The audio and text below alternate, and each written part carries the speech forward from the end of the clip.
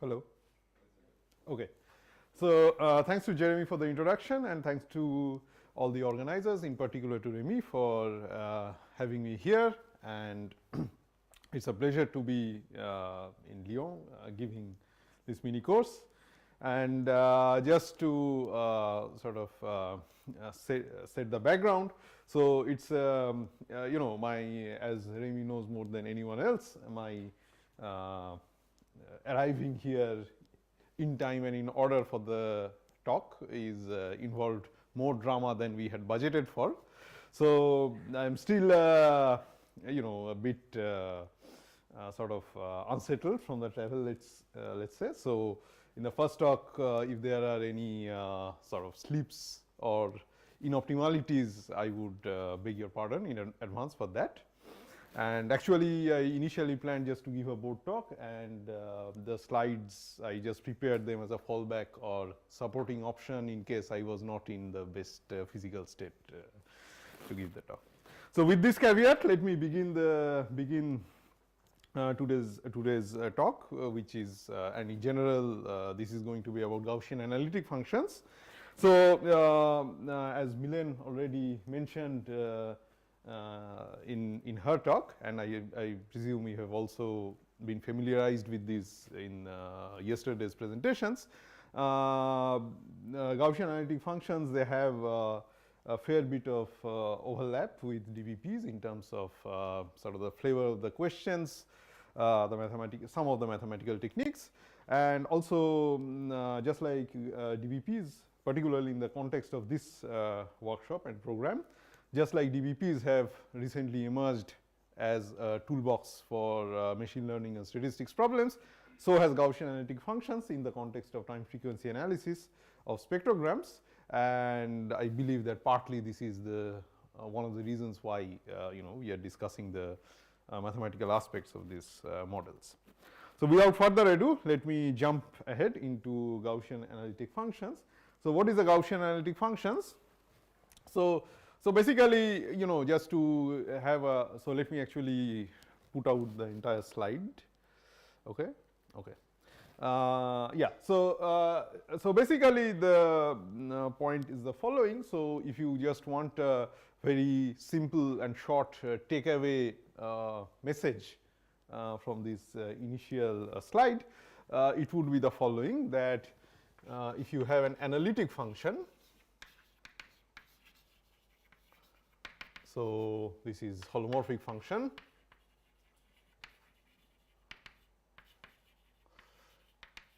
So what does it mean? There are many ways of defining it. So this is basically a complex differentiable functions, right? So f from C to C and differentiable, complex differentiable.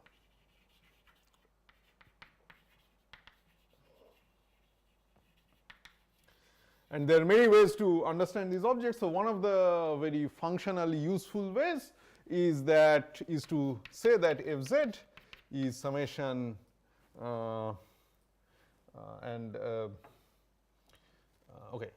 summation ak z minus z naught to the k bigger than equal to 0, okay, or k equal to 0 to infinity, okay, where z naught is some point, so in a neighborhood of the point z naught.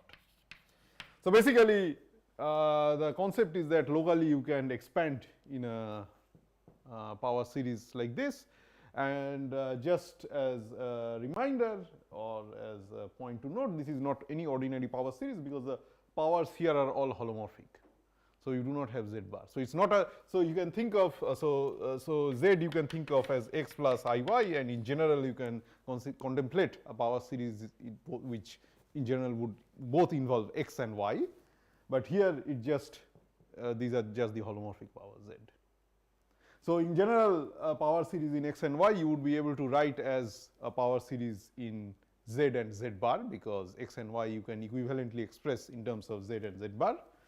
So xy is equivalently z and z bar, but so in general a power series development in x and y would involve powers of both z and z bar, but here we are only doing the powers of z, the holomorphic powers, and that makes a world of difference. Okay. Okay, so with this quick sort of reminder or refresher about holomorphic functions, so let me lay out what happens when you add Gaussian here.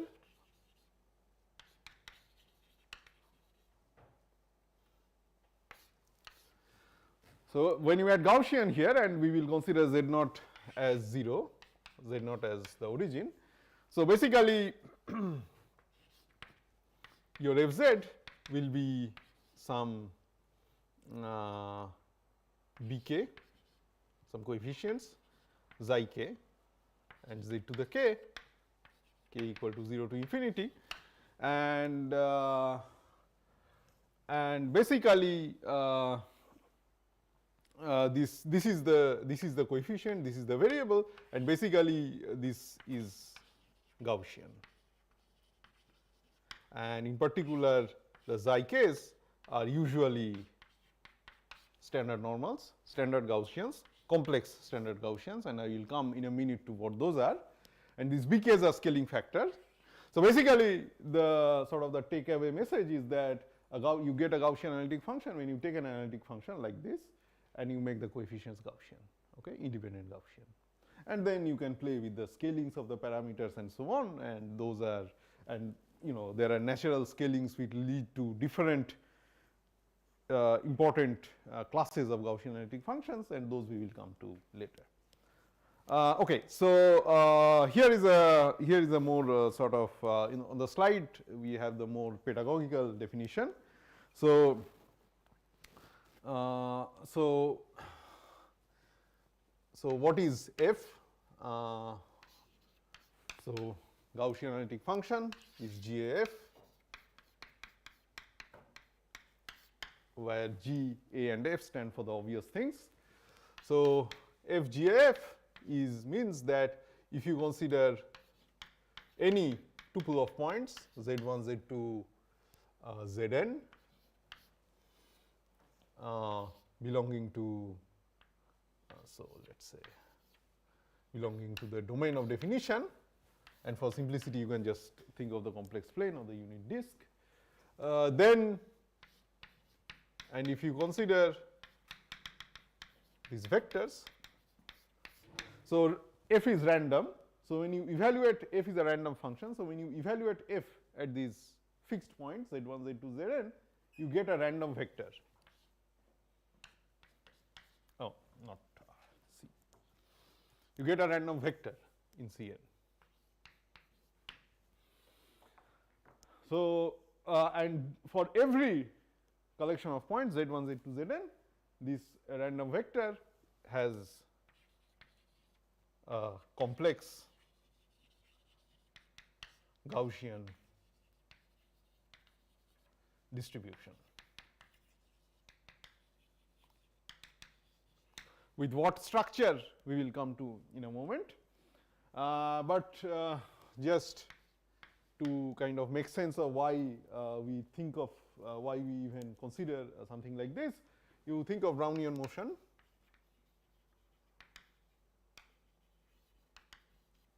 So Brownian motion Wt, t bigger than or equal to 0. So one of the aspects is that if you take a bunch of time points t1, t2, tn, and if you look at Wt1, Wt2 up to Wtn, okay, then this is vector in Rn in that case. So we are looking at one-dimensional Brownian motion, and then you know, this is a Gaussian vector in Rn with mean 0 and covariance Wt1 or Wti, Wtj to be the minimum of Ti and Tj. Okay, and this holds true for all time points, all tuples of time points, and this actually defines the Brownian motion, right? So similarly, so this is an alternate way of looking at a Gaussian analytic function. So there are basically two dual ways of looking at a Gaussian analytic function. One of them is like a power series, and you put the coefficients as Gaussian. And the other one is to think of it as a complex valued random field on C, and this is a Gaussian random field. Okay. So if you look at it from that point of view, then of course we know that for a Gaussian, to identify or to understand a Gaussian random field, we need two pieces of information: what is the mean of this field and what is the covariance structure. Just like here, we had mean 0 for all the WTIs, and we had the covariance, which is for any two time points, which is given by this particular structure for Brownian motion, and this defines the Brownian motion in its entirety. So similarly, this is the sort of the random field point of view. So the Gaussian analytic function is a complex valued random field which is supported on the complex plane. Because there is no natural ordering in the complex plane, you cannot really think of it as a stochastic process like the Brownian motion, but it's a random field nonetheless. It's a Gaussian random field. So you it is specified by its mean and covariance structure, and that we will come to in a moment. You can put different mean and covariance structures and get different Gaussian random field, okay, or different GFs. So these are the two dual points of view, and just as a technical complement, I should sort of clarify to you what we mean by a complex Gaussian distribution. So let me actually define it directly in complex coordinates instead of defining in terms of two real coordinates. So complex Gaussian distribution is so it's a distribution probability measure distribution on the complex plane. By the way, is this clearly visible, or is this too small, or I need to write too deep, or I need to write more deep? It's okay, right? It's a probability distribution on C, so I have to, so it will be completely defined if I give you the probability density. Probability density with respect to Lebesgue measure on C is 1 over pi e to the minus mod z square. Okay. So let's call this rho of z. Okay. So this is the probability density. So this is the standard complex Gaussian. So standard mean 0 variance 1, standard complex Gaussian. Okay. And a general complex Gaussian is basically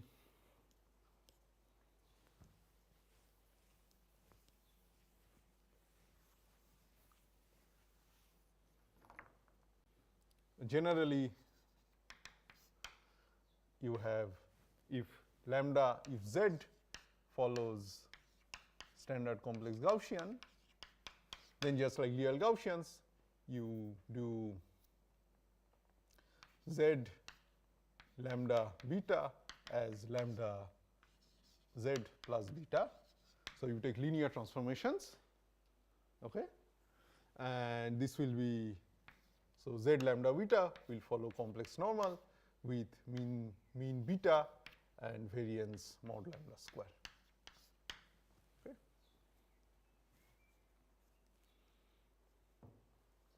Okay, so this is it. And for defining, so just one thing remains, which is that we discussed.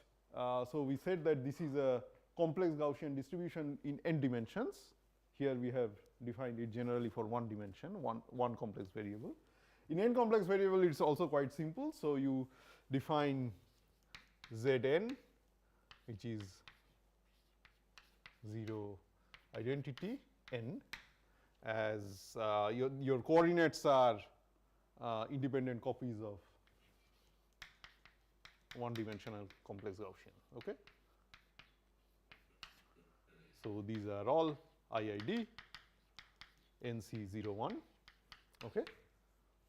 And then, so this is standard complex Gaussian in n dimensions, standard complex Gaussian in n dimensions. And then for the general complex Gaussian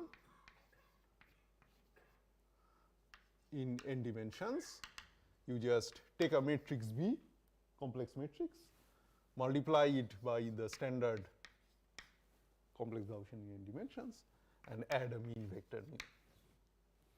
And this follows a complex Gaussian distribution in n dimensions with mean mu. So, mu is in Cn, and variance, which is standard deviation, which is BB star. Okay. And if you want to connect, so of course you can develop the entire theory of complex Gaussians via this window, but if you want to sort of connect it to you know, what you have learned about real Gaussians, so let me just do it for the NC01. So if you think of the NC01, so one dimensional standard complex Gaussian, so it has the same distribution as x plus Iy. Okay. So this is the real and imaginary part, and x and y, these are IID real Gaussians with mean 0 and variance 1/2. Okay. So you take IID real Gaussians, mean 0 and variance 1/2, and just take the complex number with x and y as the real and imaginary parts respectively, and that we will have the same distribution as the standard complex Gaussian. And then as we saw that once you have the standard complex Gaussian in one dimension, you can build everything out of there. So this is the alternative point of view. And just to help you understand or help you do calculations in these complex coordinates or these complex random variables. So basically mean is simply you take the mean of the real and imaginary parts, and for variance, so if W is a complex random variable in Cn, so variance of W is usually expectation W W star minus expectation W expectation W star, where star is the like the Hermitian transpose. Okay. So yeah. Okay, so this is some quick primer of about complex Gaussian distributions and complex random variables, and let us get back to our main let us get back to the topical issue of Gaussian analytic functions. So as we saw, one of the simpler renderings of the Gaussian analytic function is just take an analytic function, or even it could even be a polynomial, and take the coefficients to be Gaussian.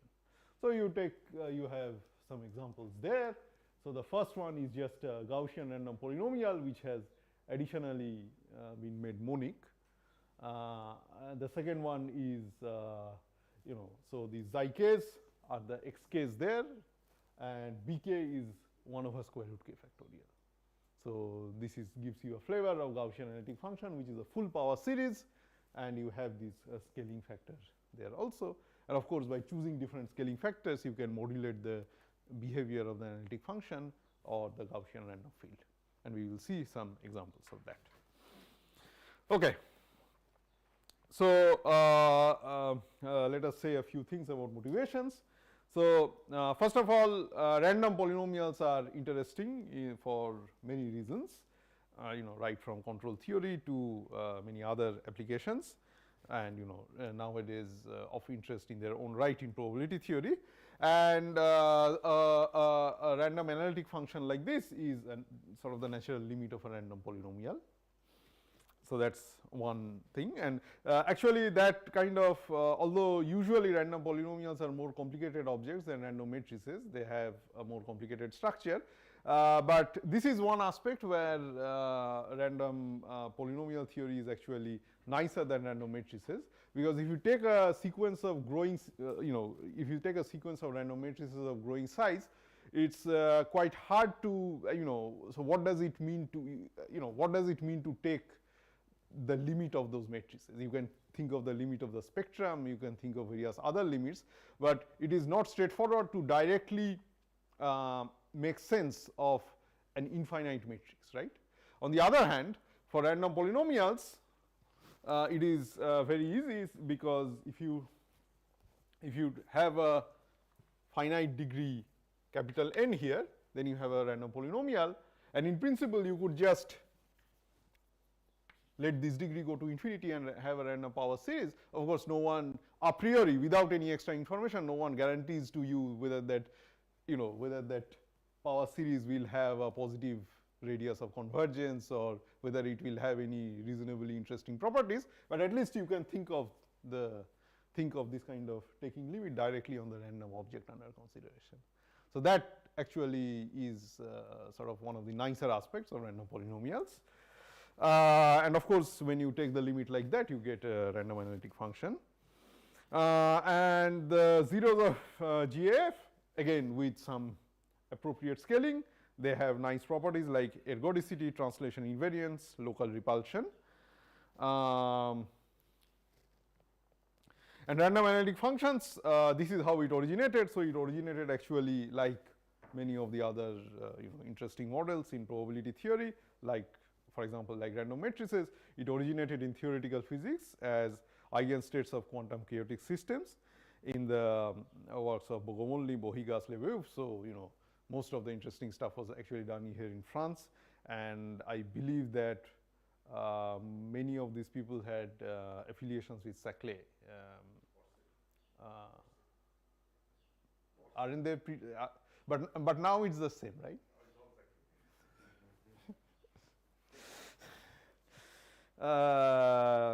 Okay, so yeah, so later, maybe in the second lecture, if we have time, we might try to revisit some of these aspects. And more recently, and partly why we are here, so GAFs recently also appear in the study of spectrograms of signals. And that's another interesting aspect, connecting it to time frequency analysis. Okay.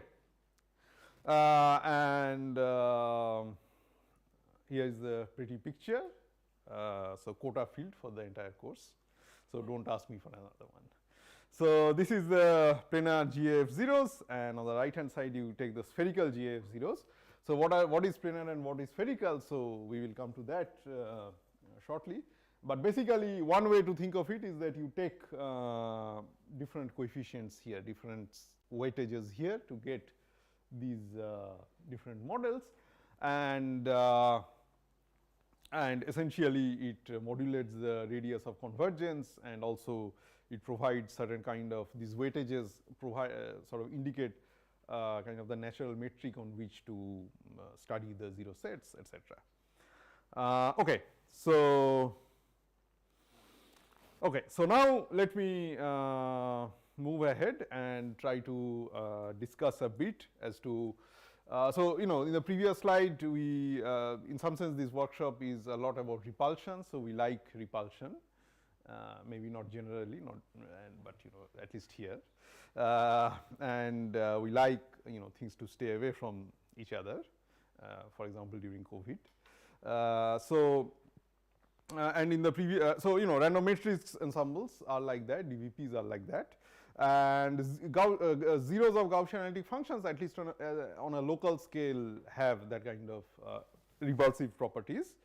And so here is a sort of, in some sense, it's a conceptual result which kind of justifies to you why zeros of kind of wide family of polynomial ensembles and therefore analytic functions, because analytic functions are essentially limits of polynomials. They have, at least at the local level, they have some repulsive behavior, and interestingly that repulsive behavior appears in the form of Vandermonde determinant in the density, okay? Just like in the case of, let us say, the famous random matrix ensembles. So why is that? Why does this Vandermonde or the squared Vandermonde appear generically in zeros of random matrix, in zeros of random polynomials? So this is a sort of a conceptual lemma which kind of tries to reason why this is the case, and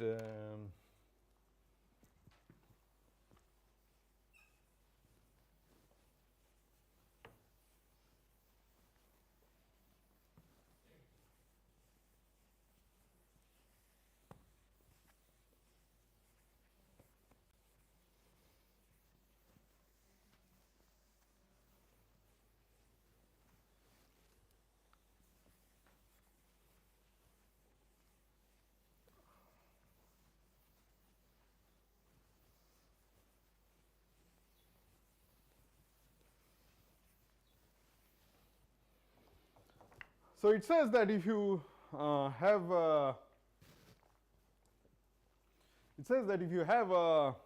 polynomial Pz, which is product of I equal to 1 to n z minus zi. So the zi I equal to 1 to n are the zeros, and if you write it in monic form, so let us say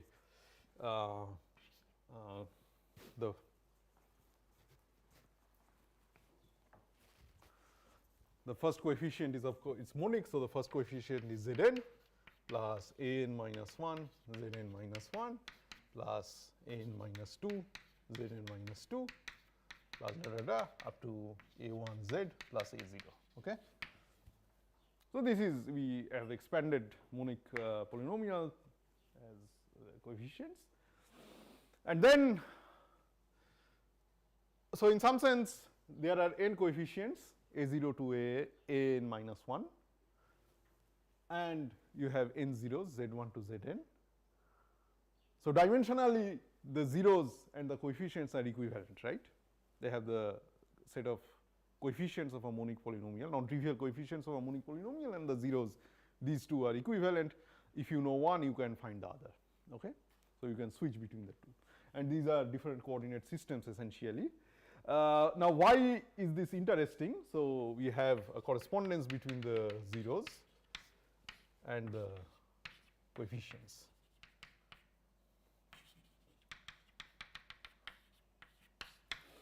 Now why is this interesting? Because if you remember the definition, so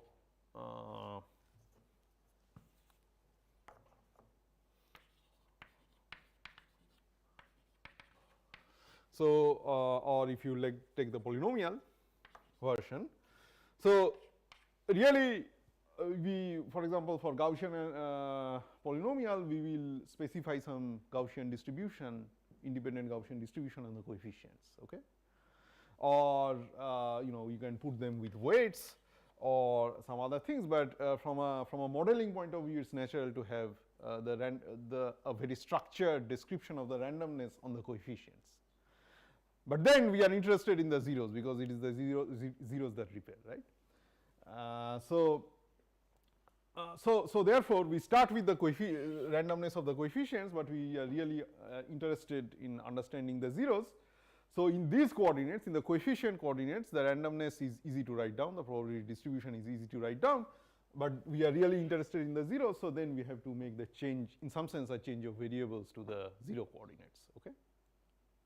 So that's the reason why this kind of lemma is interesting, and this map is interesting. So this map, which takes zeros to coefficients, we denote by t, and this has a Jacobian determinant, which is essentially which is essentially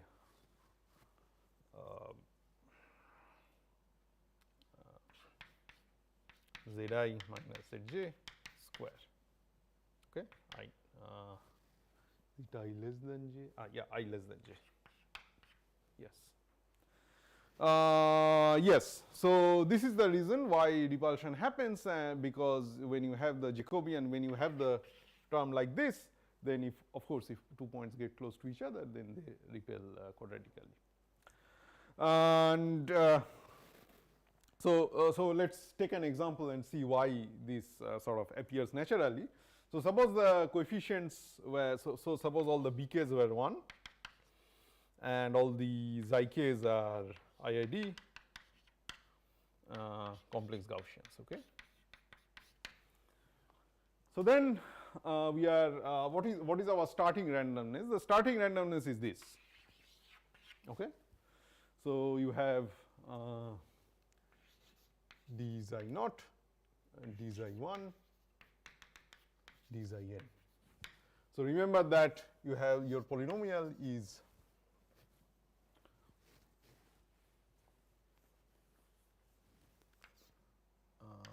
fz is xi naught plus xi 1 z plus xi 2 z square plus xi n z to the n. Okay. So you have this. So this is your this is the Lebesgue measure, and notice that okay. So if you write in complex coordinates, z is in C, then Lebesgue measure or the differential of that is basically dz bar. Okay. So no need to get into the sort of the technicalities of this, just think of it as a calculation tool at this point, okay, just to get the powers and the scalings right. So for the coefficients, it's going to be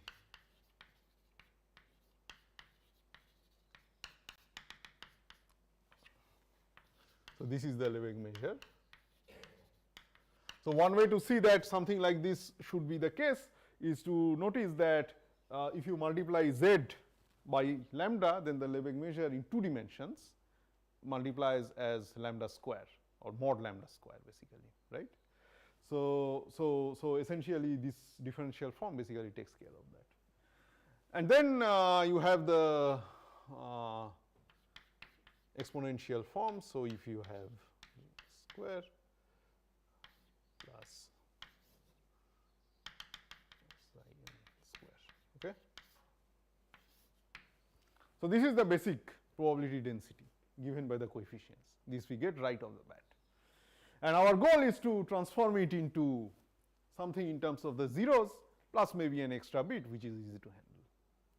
And why do we sort of envisage an extra bit? That's because to start off with, you have total n coordinates, xi 1 to xi n and xi 0, sorry, n plus 1 coordinates. So you have randomness in n plus 1 coordinates, but the degree of the polynomial is n, so you are going to have n zeros. So you have one extra degree of randomness. So that's why there will be some extra bit after the accounting for the zeros, but usually that is easy to handle. That is not the main thing. Anyway, this is the basic density. And then what do we do? Our goal is to actually write it like this. So if you take xi n, then this is zn plus xi n minus 1 by zn zn minus 1 plus xi n minus 2 over zn xi n minus 2 xi 0 by xi n. Okay. And really, so this is the monic form of the polynomial, and really this contains all the information of the zeros. You can write it in this form. Okay. And the xi n in this setting is extra. So what we do is that, so essentially these are the AKs in this notation. Okay. So what you do is that you write everything in terms of this, everything in terms of this format. So you get exponential minus mod xi n square, and then 1 plus xi n minus 1 over xi n square.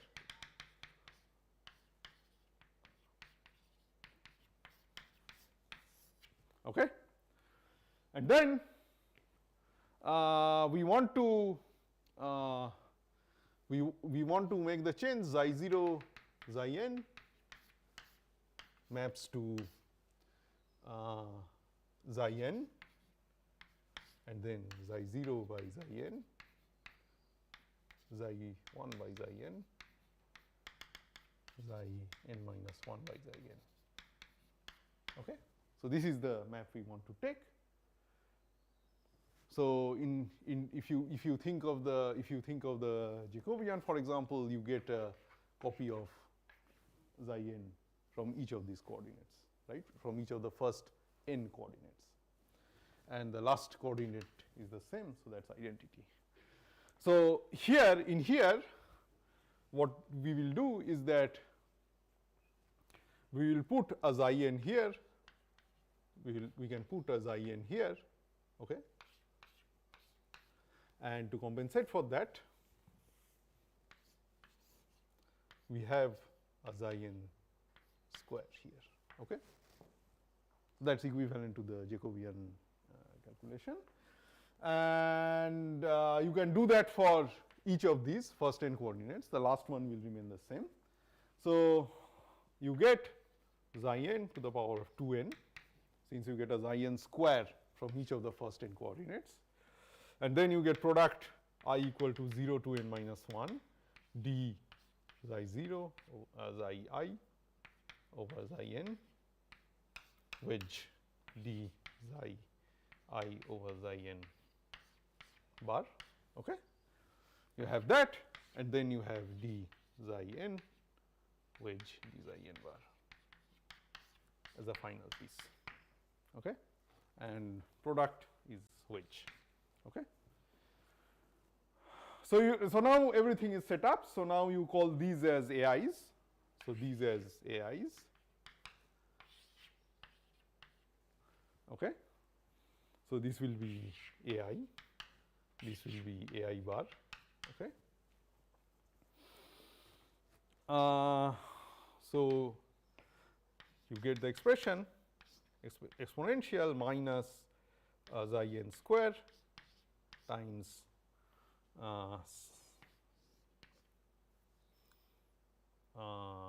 1 plus summation k equal to 0 to n minus 1 a k square, right, and then xi to the 2n, and then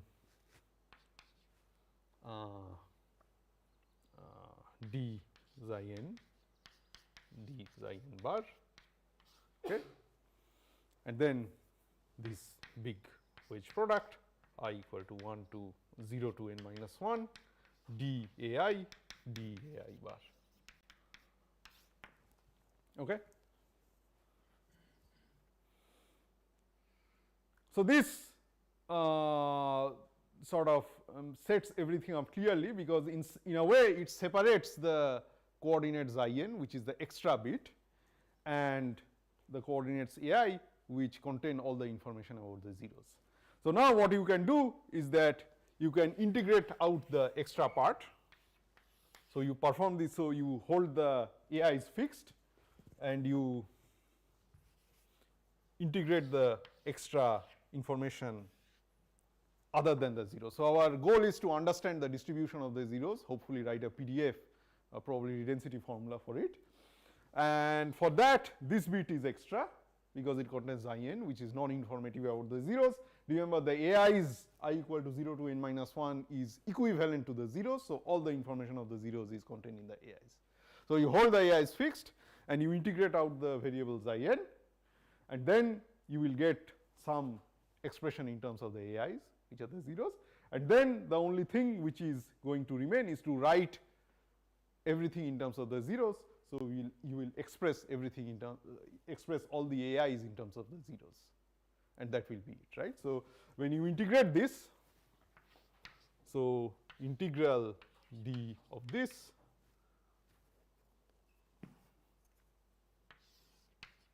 with respect to d xi n bar, the differential of xi n, and you have a xi n square in front. So this is going to be some function of a0, a1 up to an minus 1, right? When you do this integration inside the box, you will get some function g of a0, a1 up to an minus 1. And the a0, a1 up to an minus 1 is equivalent to, they can be written in terms of the zeros of the polynomial. So this is some h of z1, z2, zn, right? So you can algebraically express this function in principle as a function of the z1, z2, zn. And so you just do that. So that gives you one part of the density of the zeros. And the other part, but you know, you have to express everything in terms of the zero coordinates given by the zeros. So you have to express these sort of background measure, the differentials in terms of the zeros itself. So dai bar, these things you have to express them in terms of dzj bar, right? That's the only thing that is remaining. And the repulsion comes from there, because when you try to change coordinates in the differential, that's when you get the Jacobian, that's when you get the map T, and that's when you get the Jacobian, and you switch them to dzj bar, j equal to 1 to n in terms of zero coordinate, but basically you pay a Jacobian term, and this Jacobian term, as per this lemma, contains this van der Monde expression, which accounts for the local repulsion of the zeros. Okay? Yes? So here it always, the Jacobian always comes with van der Monde square, right? Yes, because of the following reason. So let me just, so there is a reason. Because these are, everything is on the complex plane, so you always have this kind of thing as a differential, or as a measure, as a two form. So that's why it's square, because basically, roughly speaking, and this we are just now going to do. So each ai we can write as some phi, maybe phi I of z1, z2, zn. Okay, and we will write an explicit expression for what phi I is. But roughly speaking, this d, so since dai and dai bar are there, because it is two-dimensional Lebesgue measure, so this will be d phi I wedge d phi I bar. Okay, and now if you sort of so if it was one variable, so if it was one variable, so one variable, one complex variable. In one complex variable, d phi z wedge d phi z bar is simply phi prime z from here, dz, and then phi prime z bar from here, dz bar. Okay? So you get mod phi prime z square dz bar. So this is the basic reason why we always get a square, and not only an algebraic square but a mod square. Yes? In your slide, should be the Jacobian determinant should be without the square because you square it after? Yeah, so maybe there is a typo. Okay. So I'll check and update the slide. Yeah. No. But this is the basic story. Okay. So all that remains now. Yeah. So basically there is a square, as you mentioned. So all that remains now is to write what these AIs are.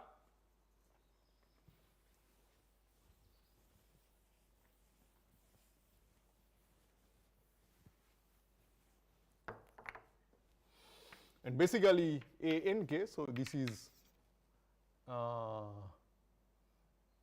1 plus summation a n minus okay. Let me write it like this, a k z to the k, okay, a k or a k z to the k 1 to n minus n. So, a n minus k is by the Vieta's formula. So, we will come to a n minus k later. So, we are talking in this context. Okay. So, our ai's are from here. So, this is a n minus 1, and a n minus k would be simply xi n minus k by xi n. Okay. So, a n minus k by let us quickly check what is a n minus 1. So, a n minus 1 is xi n minus 1 by xi n. So, it is the first coordinate of the next leading term after the normalization, and by Vieta's formula this is the, so this is the coefficient of Zn z to the n minus 1, and you can directly check from an expression like this that this is summation zi. Okay.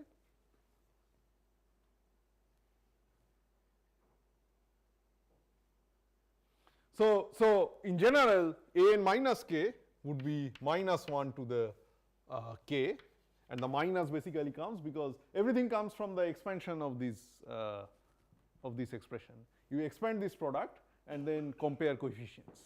So then you can get the expressions for the AKs in terms of the zeros.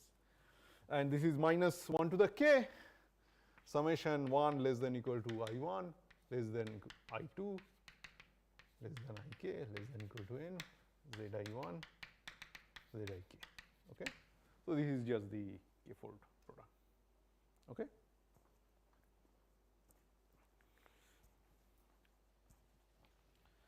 So this is the basic map. So when you think of the phi i's here, this is the basically this is the basic map. Okay. So these are the phi i's in some sense. So this is phi n minus k, for example, phi n minus k, z1, z2, zn. Okay. So now the Jacobian is a determinant. So it's the sort of the determinant of phi. So is the determinant of the matrix phi n minus I del zj, okay, ij, okay. So this kind of matrix, and you can see that when you differentiate the phi i's, you get polynomials in the variables z1, z2 up to zn. So this determinant is also going to be a polynomial in z1, z2, zn. So this is polynomial in z1, z2, zn. And moreover, these are polynomials which are going to be of these forms actually, right? And it is easy to see that if you take, if we put some zi equal to zj, then these expressions or their first derivatives, I mean that this determinant is going to vanish. Okay. So think of fix one zi, okay, fix zi naught, fix I naught, let's say, and think of zi naught as the free variable, and fix all the other zj's other than I naught. So set them to fixed complex, and just one sec, set them to fixed complex numbers and think of zi naught as the free variable. So now if you put the value of this free variable to be some of the other zj's, then as we just saw, the determinant will vanish because basically columns will become equal and it will vanish. So that means that if you think of this polynomial, as a polynomial in the variable zi naught with all the other zj's fixed, then any other zj is going to be a root in zi naught for this polynomial. So the summary is that, and we know that if you have a polynomial in one variable, you can expand it as a product of its roots. So this means that if you think of it as a polynomial, then zi naught minus zj divides this determinant as polynomial for all j not equal to I naught. But once you have this expression using this trick of freezing all the variables except one, once you have this divisibility relation, then you can, this is just an algebraic condition. So this is just a trick to check it. So it means that in general,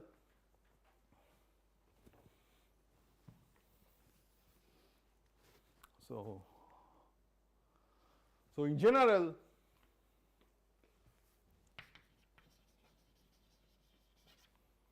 zi minus zj for I not equal to j divides this determinant. Okay?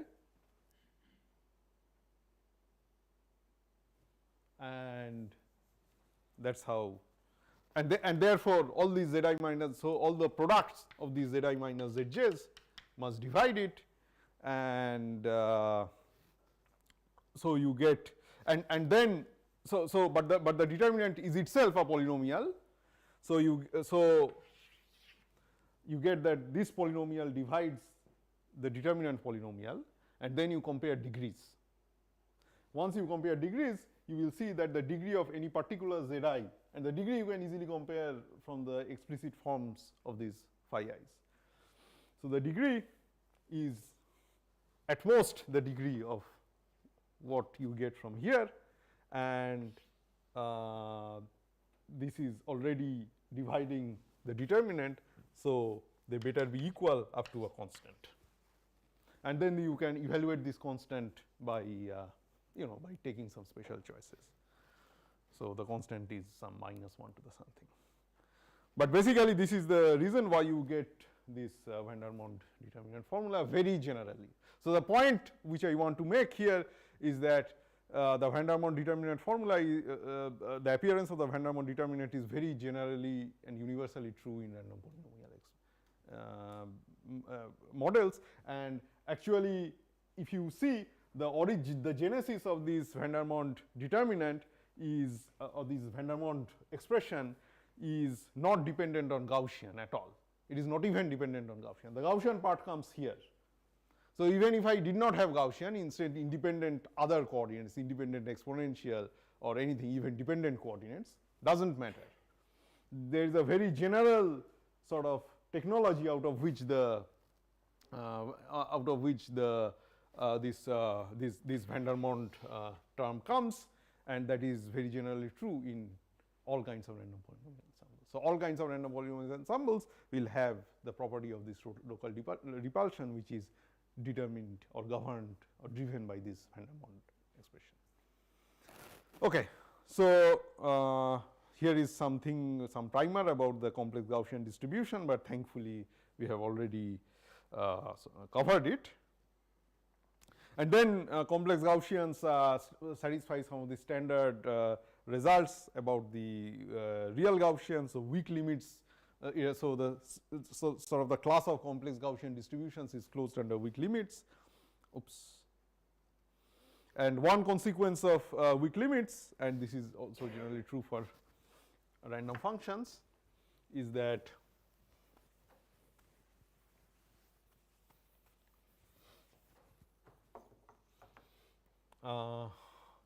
f prime z at the end of the day, this is fz plus h minus fz over h, and then limit h going to 0. So the derivatives are also obtained by limiting. So first a linear modification of your actual field, and then a limit as h goes to infinity. So of course linear combinations of Gaussians are Gaussians. That's also true for complex Gaussians. And then we just saw basically closure under limits. So essentially the derivatives are also Gaussian. This is not an exact proof what I just said, but these are the basic reasons why it is true. And just like real Gaussians, the distribution of the Gaussian analytic function is determined by a mean function and a covariance kernel. And at that point, this point, I would like to go back to our comparison with Brownian motion, because it's really a thing, we are thinking of it really like a random field. So it is determined by its mean function and its covariance functional, and these two objects are driving the GAF in some sense, and it's completely determining it. And analytic extensions of GAFs are GAFs. One can actually give a sort of a nice succinct hand wavy argument for this, but maybe I will skip it for the moment. Oops. And before going on to the models, the specific models like the flat model or the spherical model whose simulations we saw, let me discuss a small result which actually kind of pins down the details of how we consider these why random analytic functions are important, because one of the motivations that we discussed is that random analytic functions arise naturally as limits of random polynomials. So random polynomials are much easier to sort of conceptually deal with, because they are after all finitely many coordinates, but heuristically you can take the limit of this polynomial, so take the number of terms to infinity and get a random analytic function. But in reality we have to sort of justify why these polynomials converge as random variables in a reasonable sense to the infinite power series. Okay? So, the infinite power series you can define just like that. The polynomials are also defined naturally, but what as random objects, what is the exact relationship between them? So, can we say, for example, that the zeros of this polynomial converge to the zeros of the analytic function?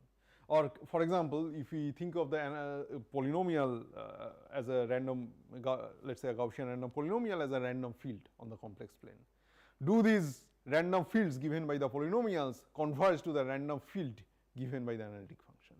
So, that needs to be precisely sort of understood, right? It needs to be precisely pinned down. Otherwise, everything is hand wavy. So there are many arguments like this in the world of random analytic functions or Gaussian analytic functions. So I have chosen just one of them to show you what kind of techniques are useful or important. Okay, so it is this result which is stated as a lemma here. And is there a eraser which erases quickly, or this is the one? This is the best one. Okay.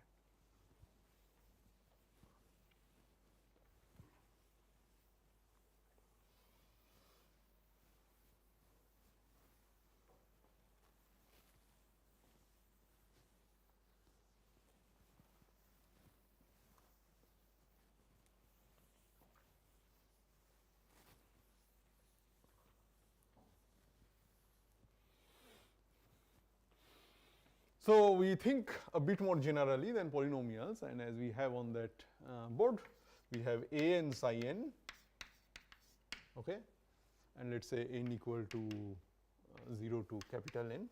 Okay. So these psi n's are some non-random analytic functions. So for example,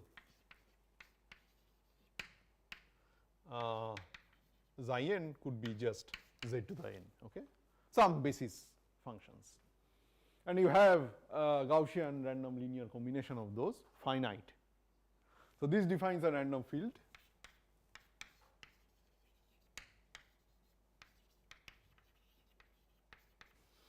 and you can think of a n psi n equal to 0 to infinity.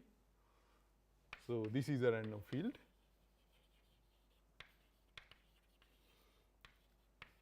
And our contention is that as capital N, so you take these random fields and let capital N, the degree in some sense, the generalized degree, go to infinity, this will converge in a reasonable sense. Okay? And then all their functionals will converge. So, for example, their zeros should converge and so on.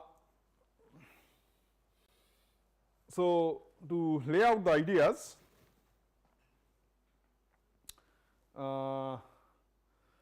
so the point is that and not only this is a random field, so if the xi-n's are holomorphic and you have finitely many of those, then almost surely this is a holomorphic object, right? For every realization of the ANs, almost every realization of the random coefficients AN, you have a holomorphic object.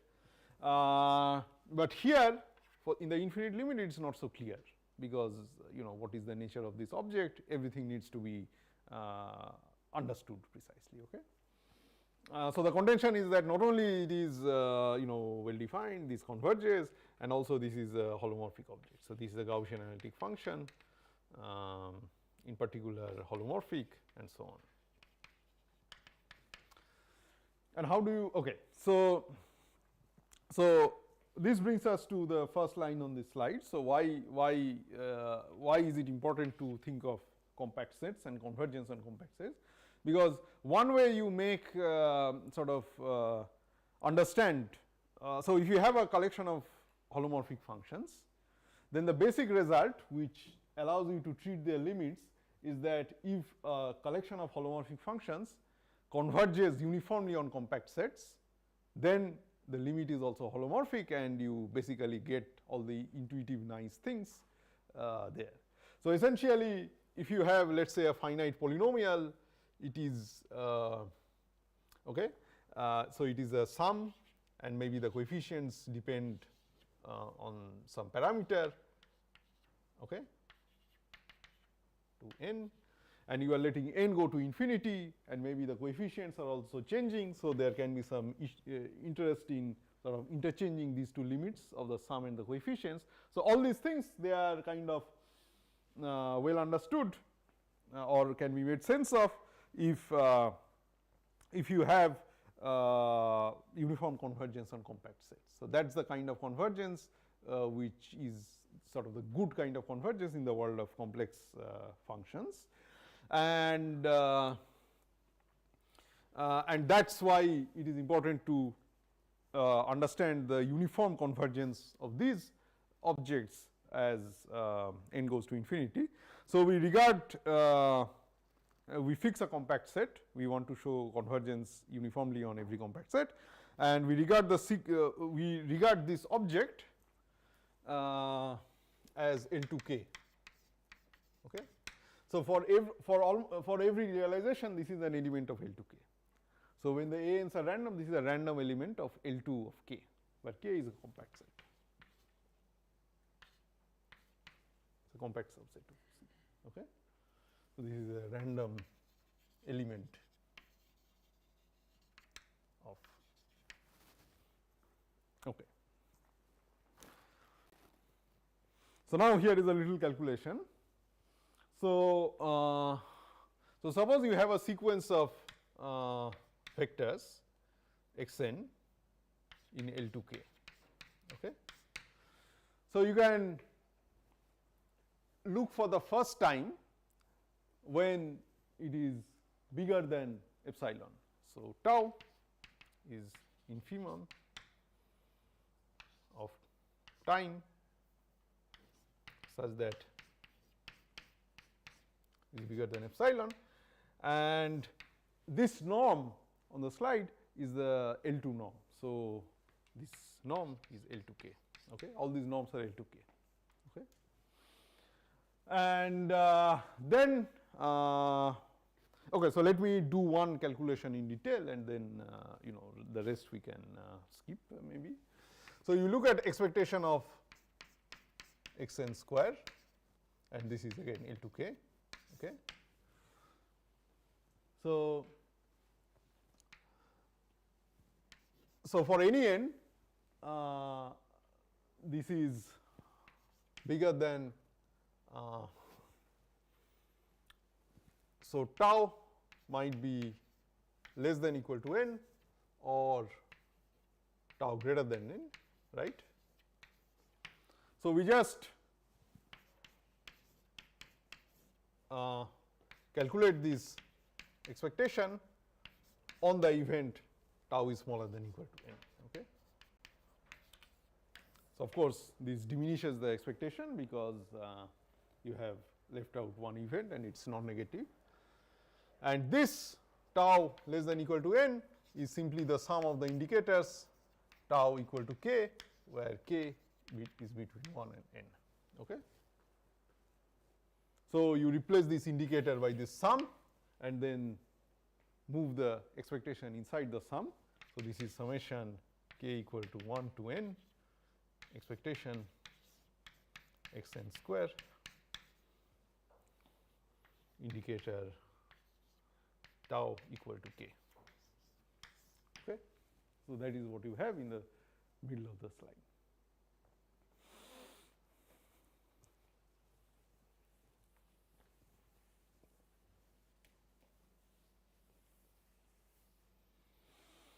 Now, we have this, and now we will use the fact that maybe the extents are linear combinations like this. So, we will use the fact that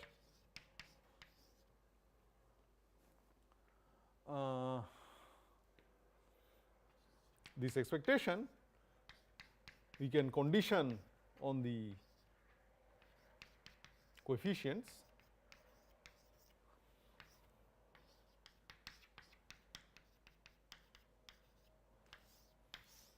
So, this is nothing, this is just we are writing this full expectation as by the Tower property as the expectation of conditional expectations.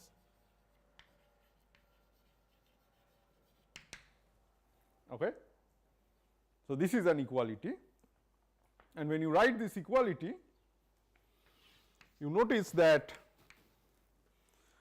this indicator is completely determined by the first coefficients, right. So, then therefore, it is measurable. So, this will pop out of the expectation.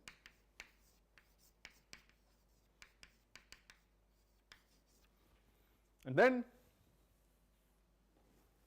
you are left with the inside expectation, which is x n square given a j between 1 and k.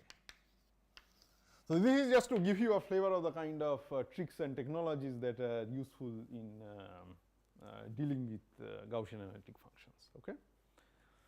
Now,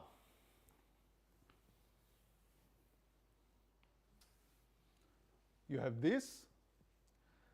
So, notice that we have conditioned all the way up to k. So, now notice that x n you can write as x k plus the remainder a I equal to k plus 1 to n or n psi I x, right. And if the Gaussian coefficients are independent, that would mean that the ai's are independent of the xk's, right. So, that means, and these are Gaussian, so if xk and this object are independent, that would mean that mod x n square expectation, and you can condition on the aj between 1 and k is equal to mod xk square, because xk is completely determined by aj. So, this is just a deterministic object, and this is an independent Gaussian piece. So, when you take mod square and the sum, the inner product term cancels and you just get essentially something non-negative. So, it is expectation summation I equal to 1 to k plus 1 to n, expectation psi I square, sorry, psi I square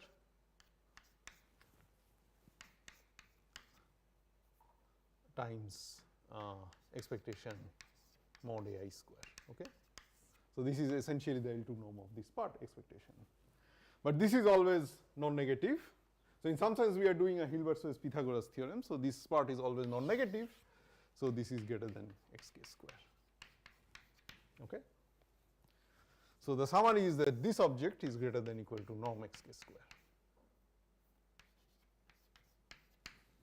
And remember, when we write norm, it is always L2 of k norm. So, this is greater than or equal to expectation indicator tau equal to k norm xk square. Okay. And now notice the definition of tau. The tau definition of tau was the first time when xl exceeds a fixed threshold epsilon. So, if tau is equal to k, that means xk is bigger than epsilon. So, this is bigger than or equal to epsilon square times sorry, there is a sum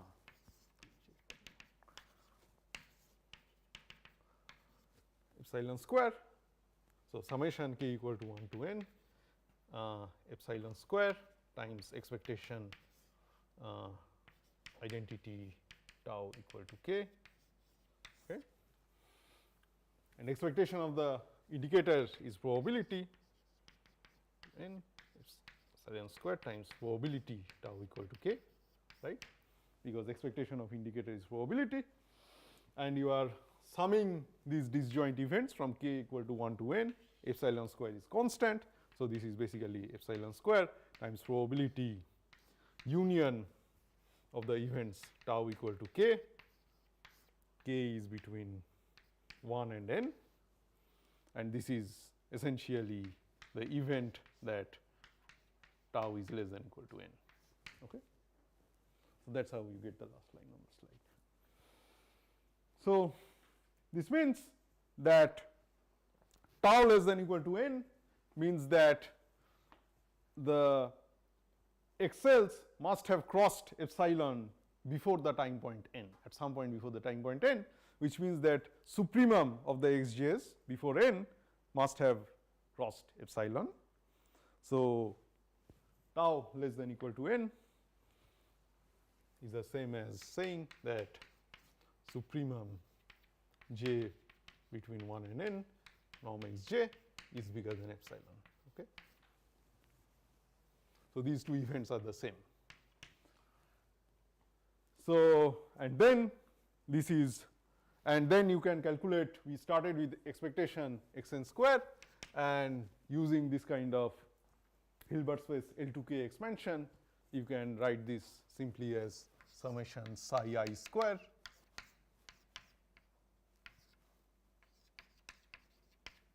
I equal to 1 to n.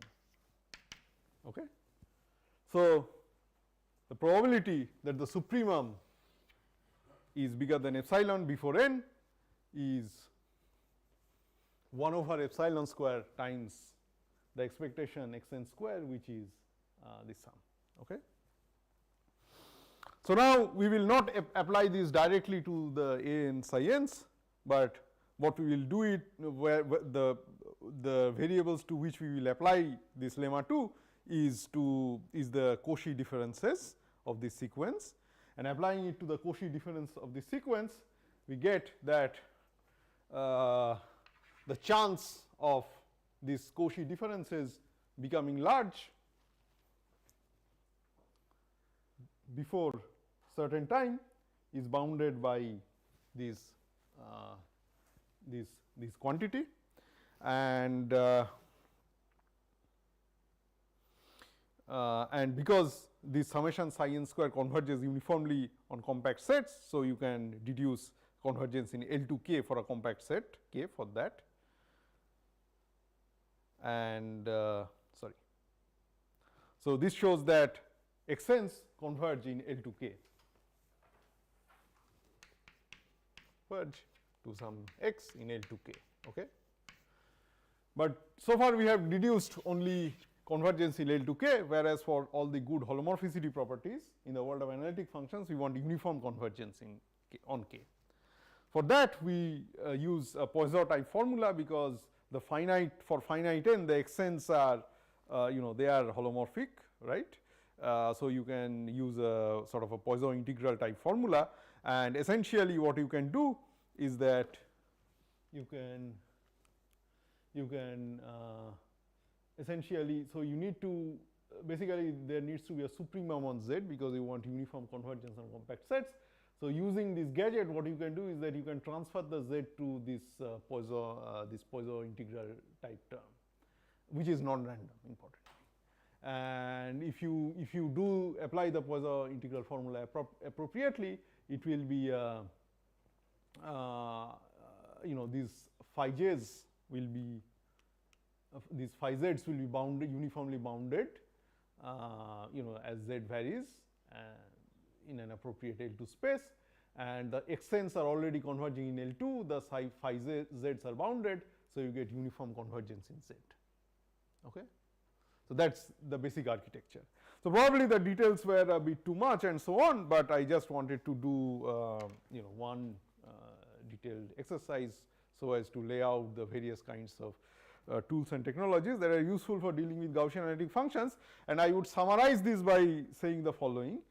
So, in particularly for this kind of convergence issues, it is useful to look at Gaussian analytic functions as Gaussian random fields on the complex plane, and then you are able to use many of the tools from stochastic processes to do this. So, for example, the calculation that we did in the previous slide, that would might remind some of you of these ideas involving the Kolmogorov's inequality or the Dub's maximal inequality type of results, right? So that kind of things are quite useful. Okay, so I am theoretically I am close to being at the end of time, but since I started late, so I will take the advantage of that. And okay, so let us discuss a bit about specific models of Gaussian analytic functions. So these were about, so far these were about generalities. So is there another board, or this is the main board? Maybe it's too complicated at this point, so maybe I'll just erase. I can do it for you if you want. It's okay. Which one? The erasing? Yes, please.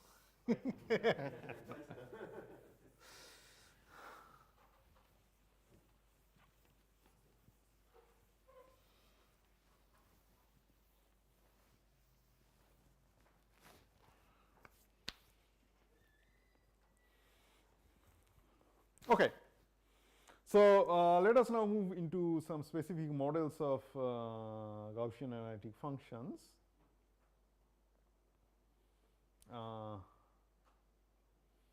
So for that, and these will be some special models of Gaussian analytic functions which actually obey various invariance properties, and they are of natural interest, therefore, and for other reasons. So, but to set the stage for that, we will discuss sort of three models of geometries on which these special Gaussian analytic function models will live, and those are the complex plane, so the flat geometry, the sphere.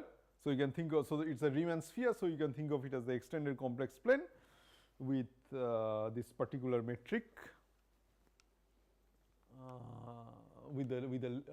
not with the Lebesgue measure. So M is the Lebesgue measure, and so it is this. It has this scaling. So this is the metric.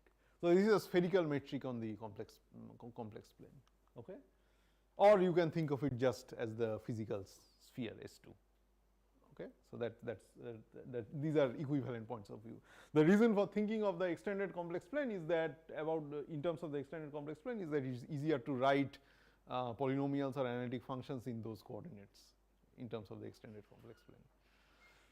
Whereas if you think of the sphere, then it's a bit more complicated to write a polynomial in spherical coordinates. Okay. And finally, so we have seen the flat geometry, which is the complex plane. We have seen the sphere S2, which is the extended complex plane. So this is the spherical geometry, so positive curvature. And finally, the canonical model of negative curvature is a hyperbolic plane. So, it's a unit disk coupled with this metric and this measure. Okay.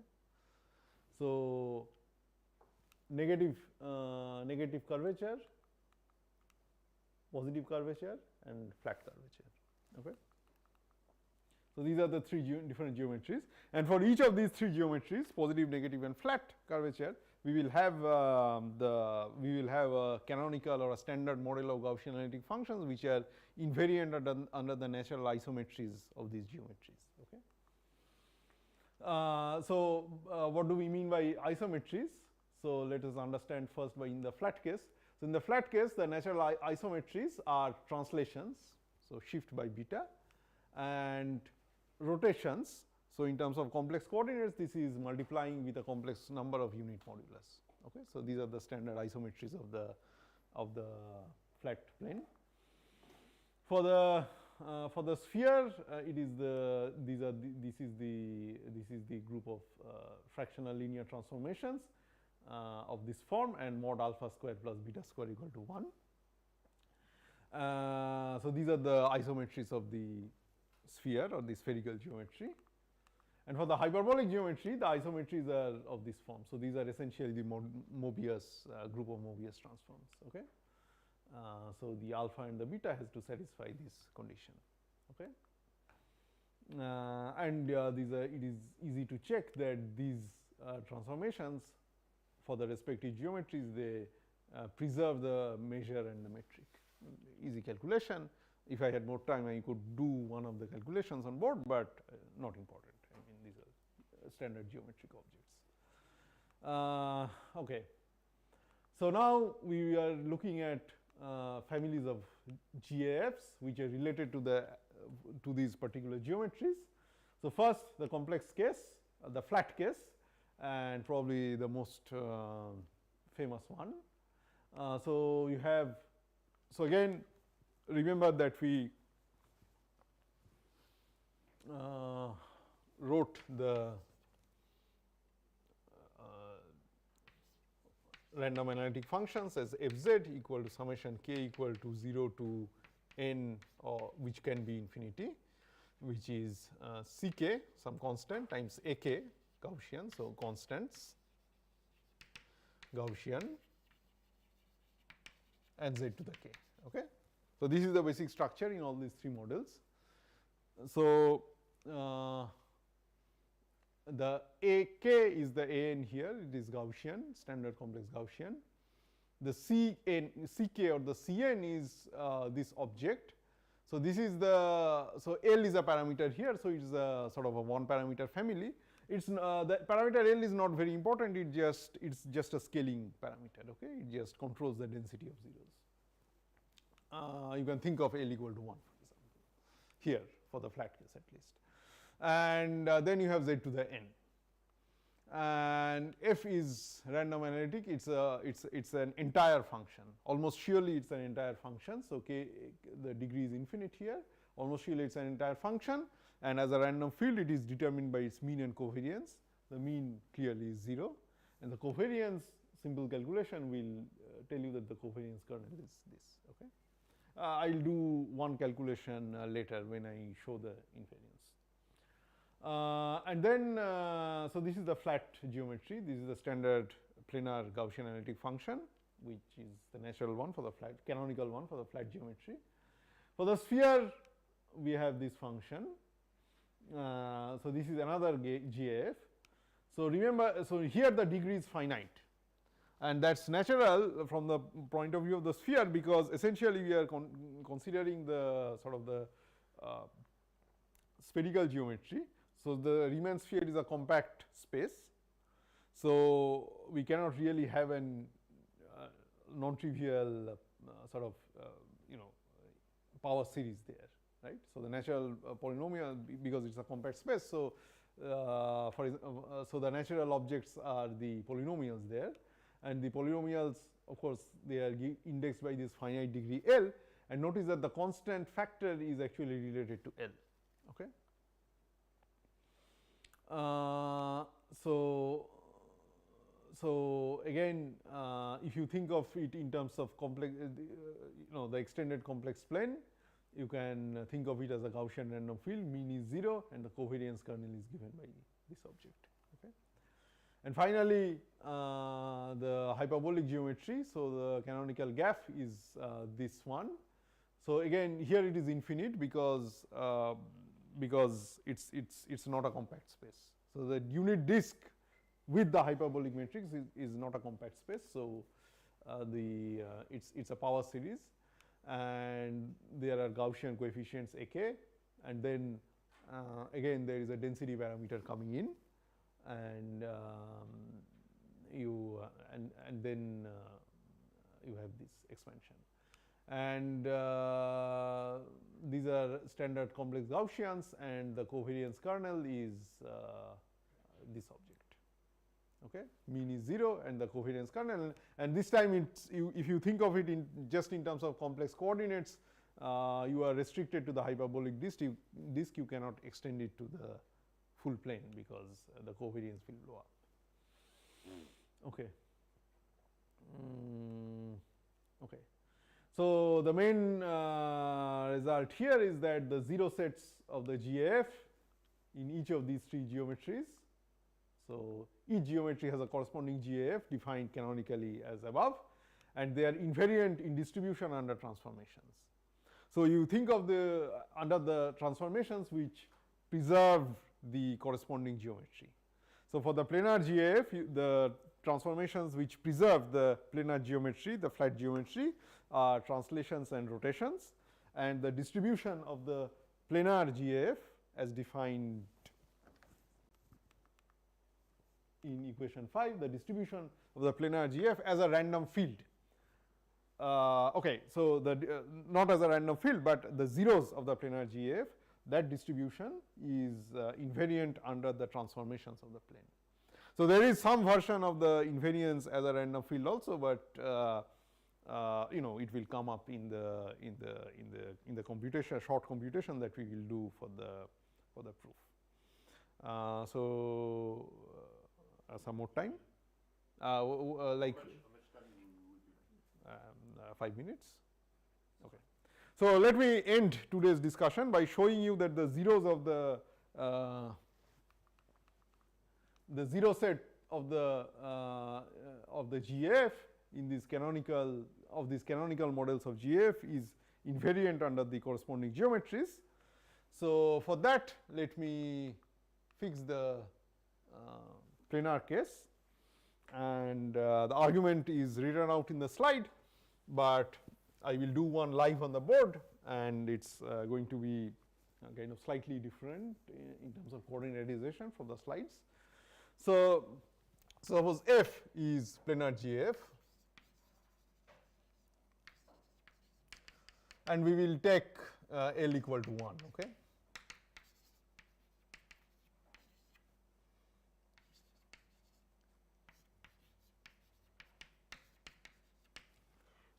The AKs are IID, complex Gaussians. Okay, this is F set. So we know that this is a Gaussian random field on C. So mean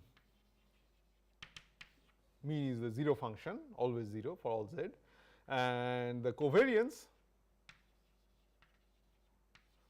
is kz of comma w, which is expectation of fz fw star. Remember, in the first board we discussed how to consider the covariance, the right way to consider the covariance of complex valued random variable, and you take the first one as fz and the next one with a star, first one as it is, the next one with a star, and since these are complex numbers, it's just the conjugate, right.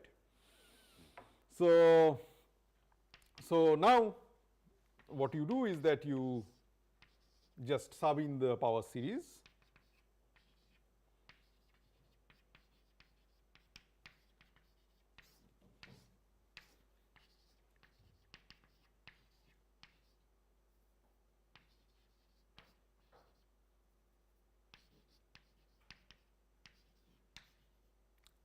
let me use a different variable here, j.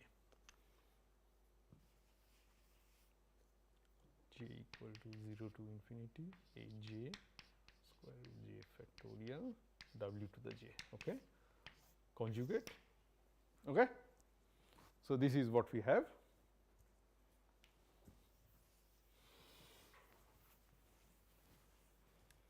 And let us now expand this, and I will put in the expectation inside the summation, and as we have seen, using standard probability and Hilbert space techniques, one can make sense of this kind of interchange of limits, sum and expectation.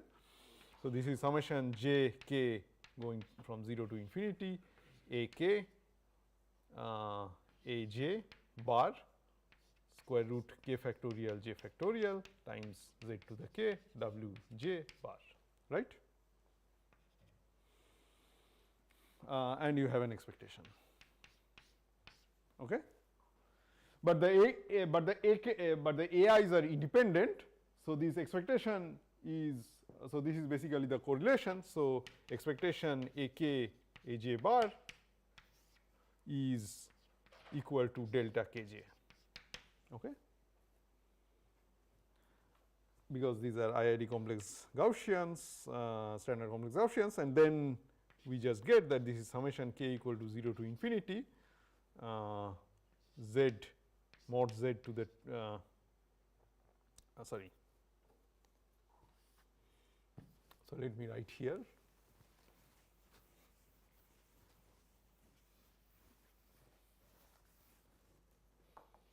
So, this is equal to summation k equal to 0 to infinity. Because of this, we reduce to one variable z to the k w bar to the k over k factorial, okay, from here. And this is just e to the z w bar, okay. So, this is, and again, because it is a Gaussian field, the mean and the covariance defines it.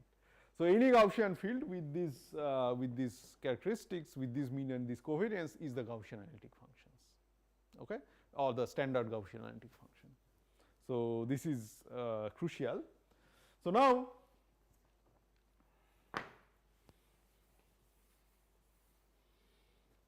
suppose we want to show invariance of zeros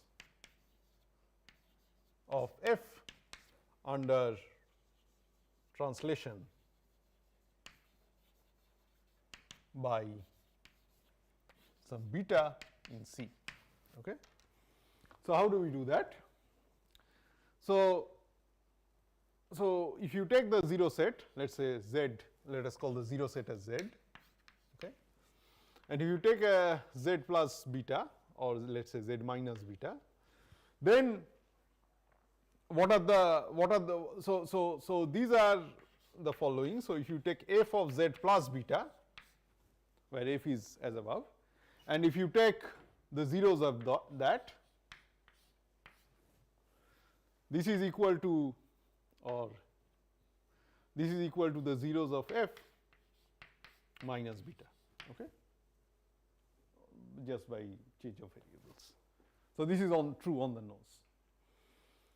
And it will be great, it would have been great if this was also a version of that. So, it would have been great if statistically as a random field this has had the same distribution as the true standard Gaussian analytic function, because then we could say that this is the 0 set of the GAF, that is has the same distribution as that.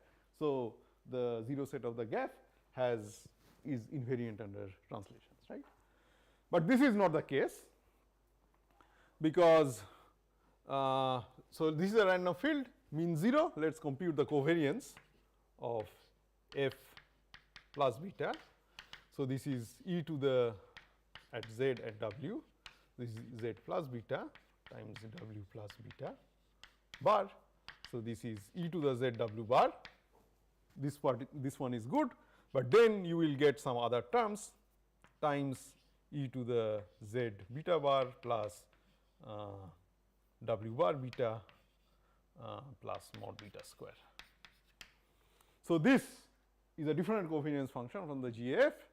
So, this random field does not have the same distribution as the GAF, and this is not going anywhere. However, you can do a simple modification to get rid of this. So, what we can do is, so should I end?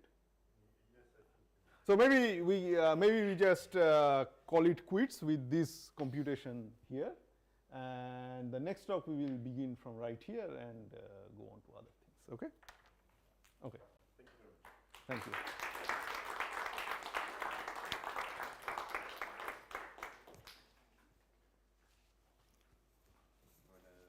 Maybe one short question before we. Just one short question about the spherical. Yes. So there is a fixed number of zeros there, right? So you always have n zeros. Yes, but you can let the parameter L vary. Yes, but is there also an approach to make this random? So like we saw yesterday. Oh, you have. I was not there yesterday, but one way I can naturally, in this kind of setting, one natural way to randomize the number of zeros is to make L to be an independent Poisson random variable. Yeah. But is this somehow done somewhere? Does this lead to something interesting, or is it Well, since the answer to your first question is no, or at least I don't know, therefore the answer to the second question is also I don't know. But I presume it can lead to something interesting. But whether it's like like really interesting or really substantive, that is hard to predict. Okay. Thank you very much. And we resume at 2:30.